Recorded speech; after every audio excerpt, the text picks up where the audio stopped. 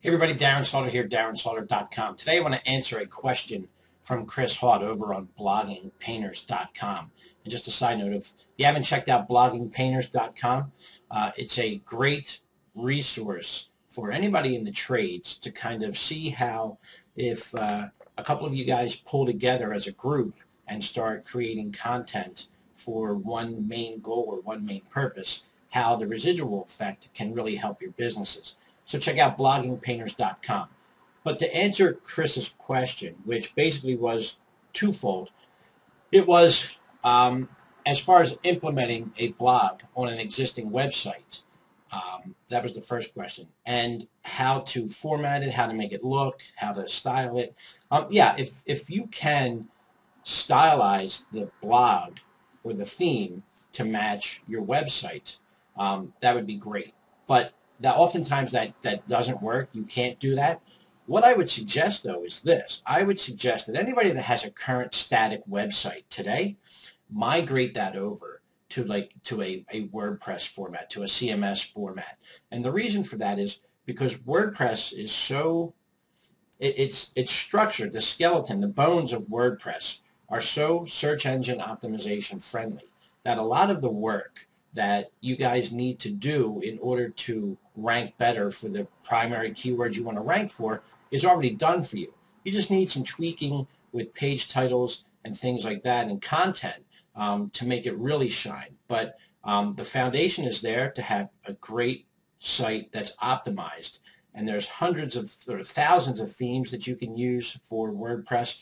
So I would consider maybe even getting off of a static site, moving over to a full-blown CMS WordPress setup where you could have a static front page to make it look and taste and feel just like a regular website, but also have a blog component to it so that you can get on there and start talking about blogging or talking about your particular topic, as well as reap some of the search engine optimization benefits that you get from that.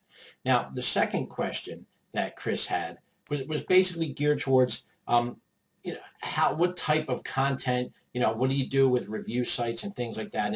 And the answer to that is, if you're going to do reviews on a blog, it's going to do a couple of things. It's going to set you up as the expert in that particular field because that's what you want to do when you're blogging. You don't want to necessarily talk about just specifically your industry and that's it, because the example I've given before, there's not a lot of, unclogyourtoilet.com forums out there for people to go to. So you have to kind of extend your reach and go where the people are. So if you're going to do product reviews, do product reviews for customer-facing type products, paintbrushes that I would go out and use, paint that I would go out and buy.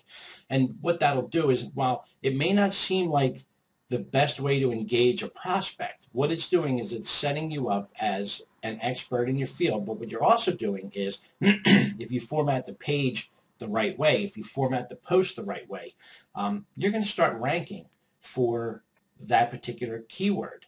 So paintbrushes, paint, things like that, if you start ranking for those over time, and people like me who paint their house are going to find that. I'll tell you what, the point to that is, I'll paint the inside of my house. I'll never touch the outside of my house. First off, I can't get 4 rungs on a ladder without freaking out. So somebody's got to paint the outside of my house. So if you teach me what I need to do to paint the inside, well, guess what? I've got there's more chance of me picking up the phone and calling you because you've helped me to paint the outside of my house if you're local. If not, it still builds brand equity for you in the marketplace, which over time will help to bring people to you that are more local to you. The caveat is this. Excuse me.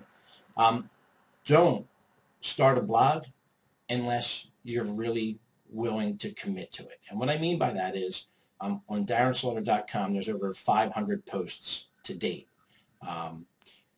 That's every day grinding out a post to teach you guys about marketing or advertising or website or SEO or whatever it happens to be.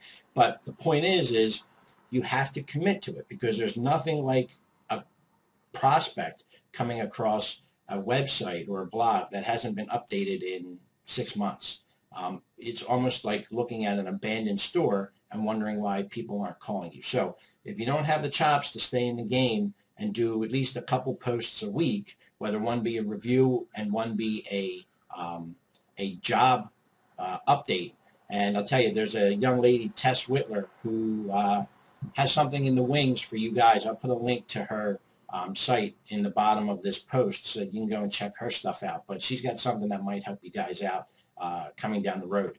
But don't start a blog unless you're really willing to commit to it for the long haul, because that's what you're going to need to do in order for it to pay off. It's not a quick fix. You don't put a website up or a blog up and traffic starts coming the next day. That doesn't happen.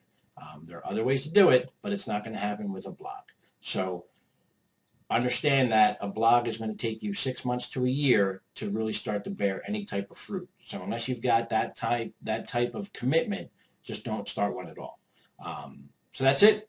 Have a great day. Chris, I hope that answered your question, and we'll talk soon. Bye.